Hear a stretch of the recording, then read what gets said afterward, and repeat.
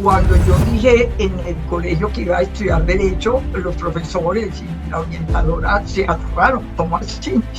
Padres leían todo el tiempo todo el tema de la cultura griega, que no hay política pública, sino una economía detrás. Esa interrelación entre el derecho y la economía, que es un mensaje muy poderoso. Uno puede ser un buen funcionario público sin comprometer absolutamente nada. Yo me defino como una buena ciudadana. Hacer equipo, porque yo creo que cualquier cosa se logra por equipo. Esto una golondrina no hace verano, dice el dicho.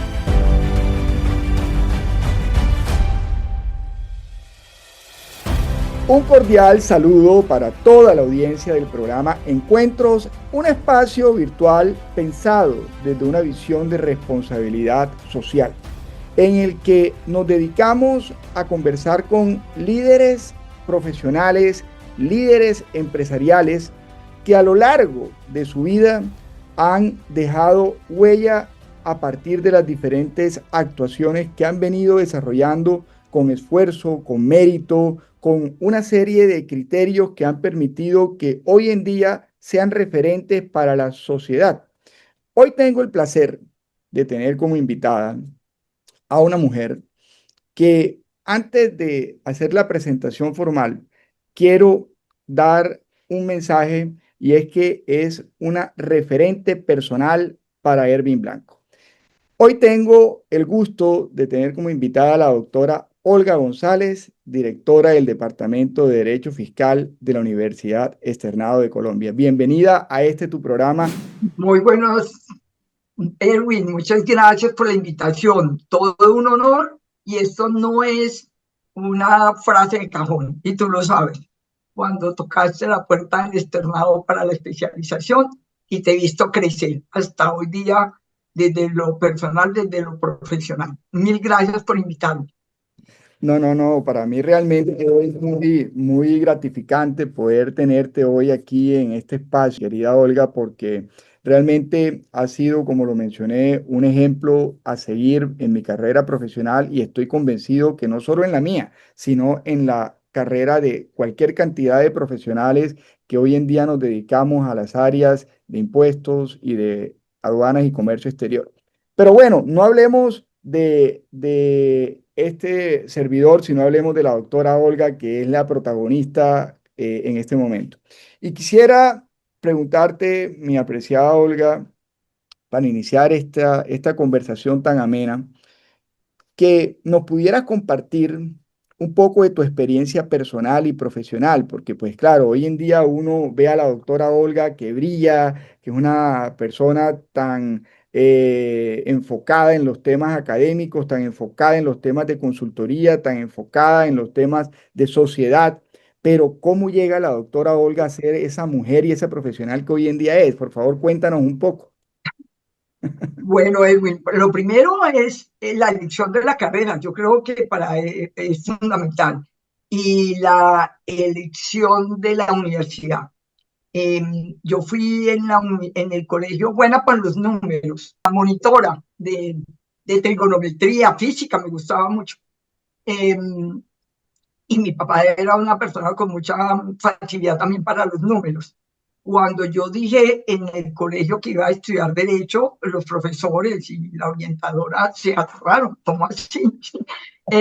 Y sí me gustaba porque tuve también una formación muy literaria por la casa, de mucha lectura. Mis padres leían todo el tiempo literatura, mi padre sobre todo el tema de la cultura griega, y tuve mucha influencia sobre eso. Bueno, llegó el momento, y yo vengo también de una familia muy laica, muy liberal, de lo filosófico, no lo partidista. Y, y entonces yo necesitaba elegir una universidad laica también, y entonces elegí el externado. Fui a la única universidad que me inscribí y pasé, y pues tuve la gran fortuna de encontrar un eco y un complemento a toda esa formación familiar. Yo tuve maestros como el doctor, obviamente Inestrosa, que me dio historia del derecho en primer año, y luego lo tuve la fortuna de tenerlo en maestría ya mejor formada, que pude asimilar más sus conocimientos y sus experiencias del doctor Nestrosa. Tuve también como docente en esa formación al doctor Gaona, tan famoso en estos días, Manuel Gaona. Tuve al doctor Reyes, pues tristemente víctima de todo este momento histórico que me tocó pasar. Yo tomé mi carrera fue en los años 80, entonces pues eran años duros. Me acuerdo que entre mis optativas yo tomé la que era ciencia política y daba la complemento tributario como materia optativa. Debo confesar que lo tomé más porque me inclinaba más por la ciencia política. Y con los años me di cuenta que no puede uno ser o tener inquietudes de política si no sabe de tributario y si no sabe de números, porque no hay política pública sino una economía detrás. Entonces, esa fue mi trayectoria, digamos, y recién egresada ingresé a la DIN en ese tiempo, la Dirección de Impuestos Nacionales, y ahí es donde empiezo ya, y ya trabajando en impuestos. Yo dije, no, yo no puedo trabajar sin formarme. Y entonces empecé a mirar dónde había especializaciones en derecho tributario. Y ahí encontré que estaba el Rosario, pero también estaba los Andes. Todavía el externado no tenía, porque indudablemente lo hubiera hecho en el externado. Pero lo ofrecía el Rosario y los Andes, la verdad. Y en los Andes, que me llamó la atención, primero obviamente lo laica, pero sobre todo porque era interdisciplinaria. Y yo sabía que me tenía que llenar de otras disciplinas, de formarme, los contadores, los economistas, los administradores. Y entré a hacer la especialización en la Universidad de los Andes, eh, donde la dirigía en ese entonces otra persona que fue mi referente y ya también como mujer, y era la doctora Alba Lucía Orozco, que fue la primera mujer directora de impuestos y para nosotros de esa generación era nuestro referente. Y como digo, más como mujer. Y ellos, esa fue mi formación paralela, académica, universitaria, y estaba haciendo mis primeros años en la Dirección de Impuestos Nacionales en ese entonces. Entonces, esos mis comienzos y mis referentes académicos de pregrado. Caramba, doctora Olga, es una experiencia y una historia de vida que plantea como unos puntos interesantes y pues todos son interesantes, pero quiero rescatar los siguientes. Esa interrelación que mencionas entre la necesidad que debe existir entre el derecho y la economía. Sí, o sea, creo que es un mensaje muy poderoso en la medida que en las universidades hoy en día es poco usual que a los alumnos, los futuros profesionales, le enseñen esa necesidad de entender cómo las decisiones de las diferentes entidades pueden tener un impacto directo en lo que es la estabilidad económica de un país. Y esa visión que pues tú tuviste desde el principio, sin duda ha permitido que hoy en día puedas tener ese enfoque totalmente integral y holístico para ser la directora del Departamento de Derecho Fiscal de la Universidad Externado. Y otro punto que también me llama mucho la atención es esa formación laica. Es decir, no solamente es una educación que busca el integrar los aspectos económicos y jurídicos, sino es una visión en la cual los valores y los principios sociales deben estar en el corazón de la formación para que realmente podamos tener esa sensibilidad social que hoy en día más que nunca la necesitamos porque no estamos en los 80, pero seguramente estamos viviendo episodios que nos hacen recordar cosas que pasaron y que no queremos que en este momento vuelvan a ocurrir en nuestra. Bueno, Así que me parece una experiencia de vida extremadamente interesante y además que aporta demasiado para las generaciones presentes y futuras, mi querida Olga.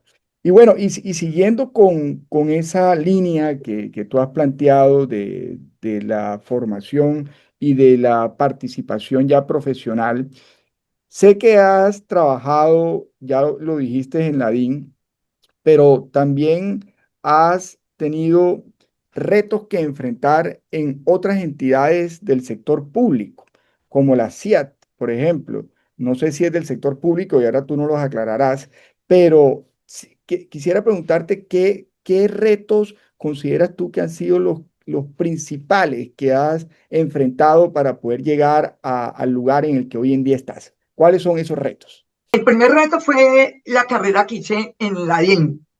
Yo entré como egresada, pero ni siquiera había cargo de profesional, me dieron un cargo de coordinadora, es decir, por debajo del profesional uno.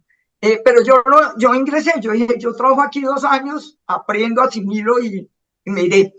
Me quedé casi 7 años en la dirección de impuestos y terminé en la dirección luego de aduanas. Después veremos el porqué de esa fusión, también participé en esa fusión. Entonces, el primer reto, digamos, en la DIN y empezar mis pinitos muy joven era mantener los valores, la transparencia, en la época dura, eh, hacer equipo, porque yo creo que cualquier cosa se logra por equipo. Esto una golondrina no hace verano, dice el dicho.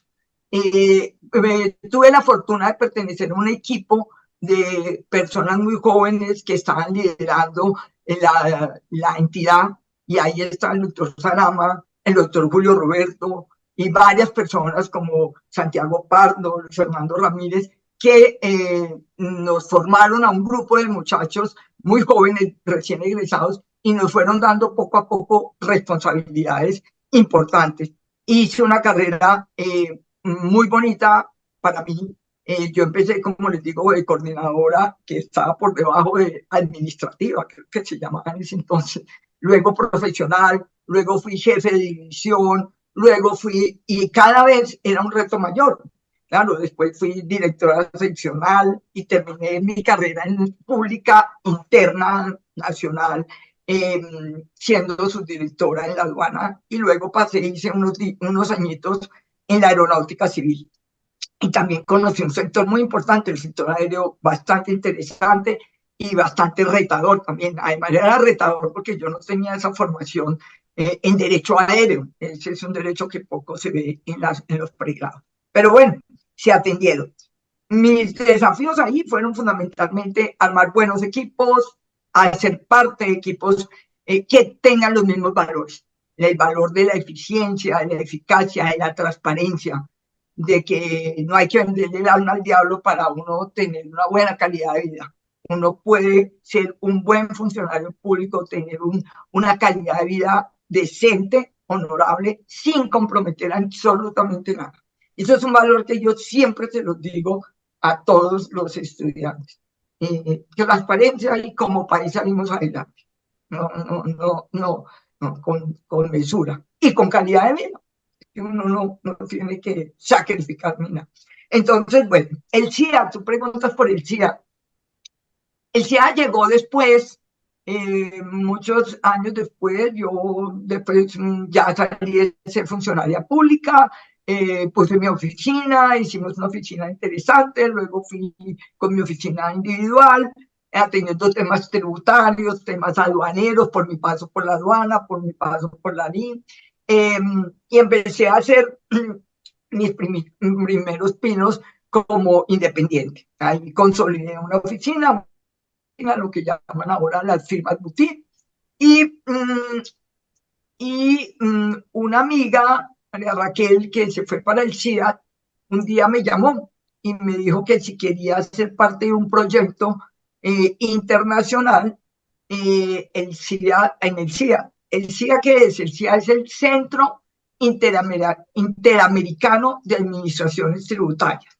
Es un organismo internacional que tiene más de 50 años hoy día, que une a más de 40 administraciones tributarias del mundo. Hacen parte de toda América, desde Canadá hasta Chile y Argentina y Uruguay, pasando por Centroamérica.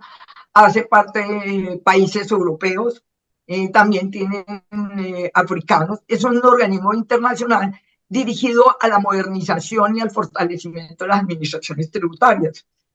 Y para nosotros es muy importante, para mí fue muy importante el paso por ahí, porque logré conocer la dinámica de esos organismos internacionales, el apoyo, y en esa oportunidad estuve por Guatemala y por Panamá. Luego eso también me permitió prestar asesorías en República Dominicana, en Honduras, entonces esa parte centroamericana la conozco relativamente bien. Fueron años muy interesantes. Y posteriormente, y aquí se une lo académico y con todo, luego estando en el externado, que el doctor Julio Roberto me invitó a primero a dar clases y luego me fui quedando como coordinadora y pues llegué al cargo de directora, hicimos un convenio con el CIA y con el externado de Colombia y es la, la creación y la gestación y todo lo que se ha hecho con un programa muy querido por mí y sé que por ti también, que es la maestría virtual de tributación internacional, comercio exterior y aduanas, que la hacemos entre la Universidad Externado de Colombia y ese centro que se llama Interamericano, pero que ya pasó a las fronteras de América. Centro Interamericano de Administraciones Tributarias, y que es un referente para todos los funcionarios y de todo muy importante, de tecnicismo, de ciencia y de todo eso. Y esos son los valores que compartimos. Interesantísimo, interesantísimo, mi apreciada Olga. Pero bueno, escuchándote hablar y contarnos esa experiencia que tuviste en el Centro Interamericano de Administraciones Tributarias, en la DIAN y en el externado, se me viene a la mente cómo se puede articular de una manera efectiva la academia, la administración pública y la realidad empresarial. Porque, a ver, cuando uno está estudiando, definitivamente le enseñan la teoría y la teoría es extremadamente hermosa. Una literatura que te lleva a el escenario que efectivamente debe ser el que impere en una sociedad. Pero cuando ya tú te enfrentas a la realidad, tanto social como empresarial, te das cuenta que a pesar de que la teoría no es que esté mal, ¿sí? Sino que lo que la práctica te muestra no te permite aplicar esa teoría de una forma plana, lineal, como texto. Entonces, ¿cómo articular esa vida académica e incluso de administración pública con la realidad? ¿Qué nos puedes decir de eso? Pero sí, el punto que tocas es claro, porque sí, son y eso es lo que es el gran reto para todos y la gran responsabilidad hasta social. La academia ya completamente inmaculada y quieta, por otro lado el empresario tratando de hacer empresa, luchando, y el Estado que a veces se siente como ese Estado obstaculizador, ese Estado opresor y no como ese Estado que le colabora al empresariado. Indudablemente lo que tú planteas es completamente cierto. Y no es que se haya superado, pero cuando uno mira hacia atrás, porque los jóvenes pues ven el momento actual y entonces lo ven así como lo estás viendo tú. Pero cuando uno mira hacia atrás y uno sí ve los pasos que se han dado. Esto hace 20 años atrás, estas discusiones, el solo hecho de publicar unos proyectos de decreto, que es obligación por ley, publicarlos, hacer convenios, hacer estos programas conjuntos con el CIA y con la universidad. Ellos también tienen con universidades españolas y con otros centros académicos. Es unirnos el sector público, el sector privado, la academia y en eventos, en publicaciones, en programas académicos, en docencia, es muy importante. Mira, el solo hecho de que en la planta de docencia esté conformada por personas que están más dedicadas a la academia, pero que también invitemos a personas en que están en el día a día asesorando empresas, como tú, como muchos de los compañeros tuyos, profesores invitados de firmas grandes, firmas pequeñas, funcionarios públicos, para que den las clases, tanto en pregrado como en posgrado, es pasos que van hacia una meta común, encontrarse esos tres sectores. El solo hecho que la composición de docentes sea interdisciplinaria y sea intersectorial, llamémosla, es fundamental.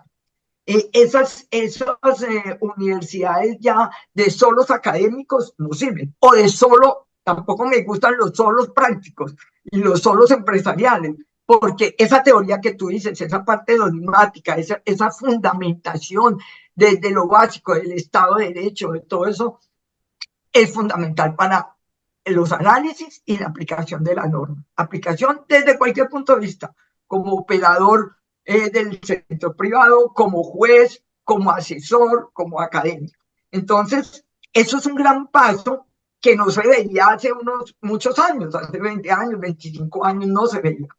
Lo otro son los foros, los eventos. Cada vez hay más eventos, más lo que llamamos educación continua, permanente. Ya no es solamente los programas formales, sino permanentes eventos donde haya invitación a panelistas de todos los sectores, los pros y los contras, los que están de acuerdo y los que están en desacuerdo con las medidas que se tomen, con los proyectos. Yo creo que la academia aporta a la sociedad en la medida que da espacios para que se debatan. Yo en la inauguración de todos los cursos digo eso. Para mí, que cuando el curso es que haya funcionarios públicos, en particular de la DIAN, por las materias que nosotros damos, y funcionarios del sector privado, empresarios altos, empresarios medios, pequeños, los famosos emprendedores de ahora, los asesores. A mí me encanta un curso así. ¿Por qué? Porque eso yo sé, yo digo, esto es hacer sociedad, esto es hacer país. Y los invito a eso. Esas cosas de que el funcionario todo es corrupto, todos no son inteligentes, o no son, o que el sector privado todo es malo y todo, no. En las aulas se invita a que hagan comunidad. Y comunidad es eso, hablar desde diferentes puntos de vista y encontrarnos. Y lo que no, pues no, son posiciones. Eso es, y esa es la labor. Yo creo la primera labor del docente es esa, el respeto al otro, la tolerancia, es uno de los principios externalistas, la tolerancia. Muy bien, mi apreciada maestra, doctora Olga. Yo quisiera, ya que nos colocamos el sombrero, aunque pues nunca te lo has quitado, pero particularmente en esta respuesta que nos diste desde la perspectiva de la universidad, ¿qué debe buscar para tener un programa integral? Entonces, ahora quiero preguntártelo, pero desde la perspectiva del estudiante, ¿sí? O sea, Mm. ese entorno y hablando con la directora del Departamento de Derecho Fiscal del Externado. Un estudiante, hoy en día uno le pregunta sobre derecho fiscal, sobre hacienda pública, sobre economía, y parece que le estuvieran hablando de un tema que es lo último que quisiera conocer, porque definitivamente es como tan ladrilludo, es un tema que implica una cantidad de fórmulas, una cantidad de números, y no, eso no es conmigo, eso yo no quiero saber nada de ese tema, ¿sí? Por favor, no me esté enredando mi vida, entre otras cosas porque se busca tener practicidad, ¿sí? Y en esa Ujú. practicidad, Sí. por supuesto, todo lo que genere un esfuerzo más allá de lo que se considera práctico, pues inmediatamente se hace a un lado.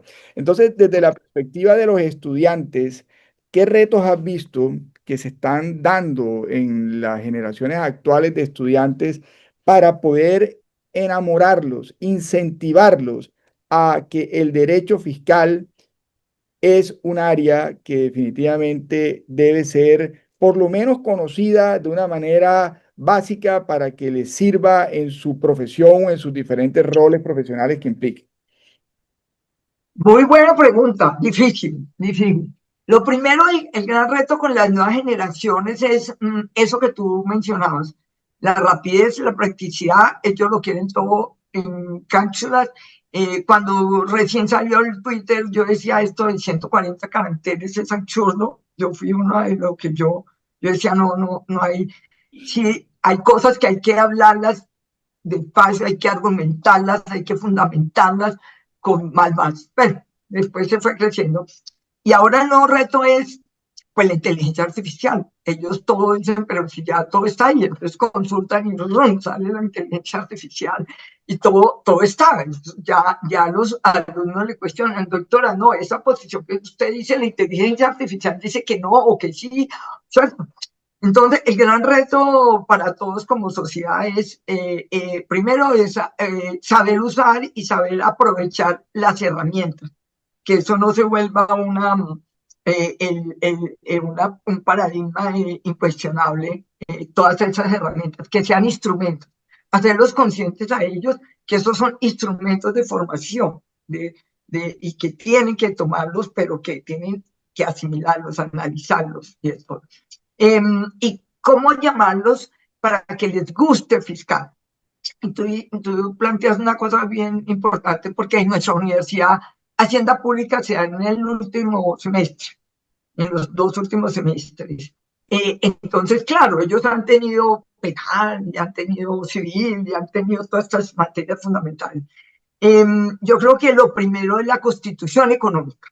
Cuando ellos están entrando a las carreras, es a primeros años o primeras, es el aproximarse a las disposiciones constitucionales que inciden en el tema económico, para que luego sí, cuando sean tributaristas, cuando sean aduaneros, cuando tengan ese conocimiento del derecho económico, pues entiendan cuáles son las raíces, el por qué el tributario es importante, el por qué el aportar y la obligación de aportar al país recursos, más allá de la crítica a la corrupción y de todo que sigue siendo válido, es que es necesario para formar ciudadanía, que no hay Estado sin recursos económicos, que no hay política pública, porque por ejemplo, es lo que los que están en derechos humanos, algo que me encanta, me gusta y todo, no conozco, no soy experta en derechos humanos, pero lo respeto mucho. Pero a los amigos y a los hijos de los amigos que están ahí en ese tema, yo les digo, sí, muy bonito todo lo de derechos humanos, pero venga, démosle base a esto necesita políticas públicas. Y las políticas públicas, como siempre he hecho, necesitan plata, necesitan recursos. ¿Y de dónde vienen los recursos? Entonces terminamos en los impuestos. Entonces, sí, la campaña que hizo Mocus hace muchos años, de todos ponemos la pelinola esa que jugaba Mocus, es fundamental. Yo creo que hay que retomar esas partes didácticas. Es la conciencia de aportar. Y luego, si uno aporta, entonces uno sí puede exigir y puede criticar y ser vigilante de que los recursos eh, se utilicen y se inviertan correctamente. Entonces, es decirles, ustedes critican, listo, cualquiera sea el gobierno, seamos críticos, pero conozcan, no se queden en el bla, bla, bla, vayan más allá, profundicen, revisen los documentos públicos. Es primero la curiosidad. Yo creo que la curiosidad, si uno a través de los años mantiene la curiosidad en cada tema, incentiva al aprendizaje, al descubrimiento de las cosas con rigor. Es lo único que yo les digo. Luego ya se aprenderá uno el inciso y se aprenderá el parágrafo y se aprenderá la planeación. Eso viene después, pero aprendan las bases. Si no, es curiosidad despertarles ese tema de ciudadano. Yo insisto mucho en casi todos mis discursos y alguna vez en mi discurso dije, ¿cómo se define usted? Yo dije, yo me defino como una buena ciudadana y eso es todo. Precisamente a partir de esa mención de ser buen ciudadano y buena ciudadana, ya después que la doctora Olga ha tenido ese protagonismo en el área académica, en el área pública, en el área empresarial, ¿qué se viene para la doctora Olga? De repente puede haber algún interés en el sector gobierno, puede haber algún interés en el sector público, pero ya visto desde la perspectiva de que sea un referente al que bajo el voto democrático podamos decir, es esta la persona. A ver, ¿qué nos puede decir? No, no, no, no, no, no, no, no, para nada. Yo creo que ya vienen mis años mis otros años, y yo quiero culminar mi labor en la universidad. Tengo 2 o 3 proyectos que los quiero dejar implementados y esos son mis metas de mi dirección del Departamento de Derecho Fiscal. Pero posteriormente, no, el gobierno creo que la juventud y las personas tienen que aportarle al país. Yo aporté a mi país, lo hice lo mejor posible, lo hice con todos mis conocimientos y mis errores de juventud seguramente, pero bueno, fueron transparentes. Eh, de cargos de elección popular, nada. No creo tener la fuerza para nada, ni la gente para voto. Tengo muy buenos amigos y buenos.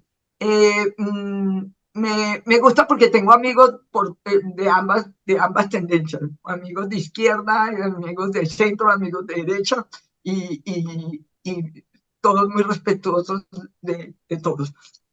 Hacemos grandes debates, pero dentro de la eh, educación y las buenas maneras, primero que todo, y los buenos lenguajes. No, yo creo que desde la docencia, pero más tranquila, docencia, sin nada. Me gustaría mis últimos años ser exclusivamente docente, poder escribir con más juicio, con más seriedad, que no me lo ha permitido ciertas responsabilidades de la gestión académica que demandan también mucho tiempo. Pero sí, me gustaría terminar y poder reportar experiencias a los nuevos responsables. La experiencia, porque eso no se puede perder. Yo creo que la experiencia sirve para repetir o para evitar repetir las cosas, ¿cierto? Los errores cometidos por nuestra generación. Bueno, pero no, para nada he pensado nada de ese tipo de cosas.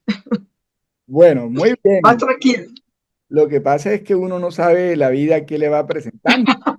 Doctora Olga. Entonces, de repente esa experiencia puede ser muy, muy útil en momentos como los actuales. Así que bueno, dejemos eso en pausa, a ver qué puede ocurrir mañana más tarde. Y bueno, para terminar esta conversación que realmente me llena de mucha nostalgia por recordar esos momentos de estudiante en lo que cuando llegué veía a la doctora Olga como la referente, entre otras, para poder formar mi carrera profesional. Para terminar esta entrevista, yo quisiera que le pudieras hablar a los estudiantes de hoy, ¿sí? A esos estudiantes que hoy en día están tratando de aportar al país, están luchando para poder salir adelante, están queriendo alcanzar sus sueños. A esos estudiantes, ¿qué consejos le podrías dar para que efectivamente pudieran hacer una carrera basada en la ética y en el compromiso con ellos mismos y puedan alcanzar ese éxito que personas como tú han alcanzado?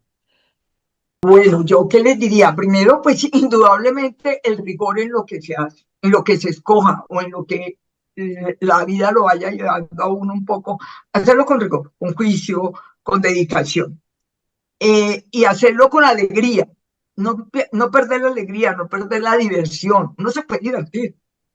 Algunos amigos míos que ven este mundo tributario y aduanero como, uy, ¿usted en qué está? Yo digo, no, aquí también uno se divierte, y rigor. Y valores, el valor de la sociedad. La gente puede alcanzar muchas cosas físicas, grandes propiedades, grandes vehículos, joyas, lo que quiera. Y si no las pueden disfrutar, si no hay una sociedad más justa, si no hay una sociedad más equitativa, si hacemos una sociedad más justa, y vuelvo y repito, más equitativa en oportunidades y en políticas de salud, educación, que realmente lleguen, eh, se puede vivir mejor. ¿Qué sacas tú con tener el mejor vehículo, el más veloz, si las calles y las carreteras están completamente rotas? Pues no puedes tener la velocidad de 200 kilómetros por hora. Y así con todo. Entonces, sepamos que esto es un tema colectivo, un tema de sociedad, y que sí, que podemos disfrutar de los bienes y de los servicios cada vez de mejor calidad, pero sin perder en cuenta esa visión común de colectividad. Nunca ningún país ha salido adelante si no se piensa en igualdad. Entonces, eso es el tema para los jóvenes. Un mensaje no solamente poderoso, sino esperanzador, porque creo que Mm, hoy en día una de las cosas que hay que sembrar con total fortaleza en las generaciones de estudiantes es la esperanza en mm. nuestro tener ese amor de patria, porque nosotros tenemos un país muy lindo, un país que definitivamente está lleno de buenas personas y de buenos ciudadanos, y para la muestra la doctora Olga. Quiero agradecerte, apreciada Olga, por haber estado en encuentros, habernos compartido esa experiencia de vida y esas reflexiones que sin duda van a ser un punto muy importante para los que ven esta entrevista. Así que mil gracias por esa especialidad y por habernos acompañado. No, a ti, Erwin, por tu labor entrevistando a personas que podemos ser referente para muchos muchachos y muchachas que están en este toma de decisiones, en que están a la expectativa del mundo que les va a tocar. Y tú haces una labor maravillosa, llegan muchos y bueno, para eso estamos nosotros los que ya hemos caminado y transgredido algunos parámetros y aceptado otros. Muy bien, muchas gracias. Dentro del Estado de Derecho. Y hasta una Que próxima. estés muy bien, a ti. Chao, chao. Lo mismo, que sigamos en comunicación. Un abrazo para ti y toda tu audiencia.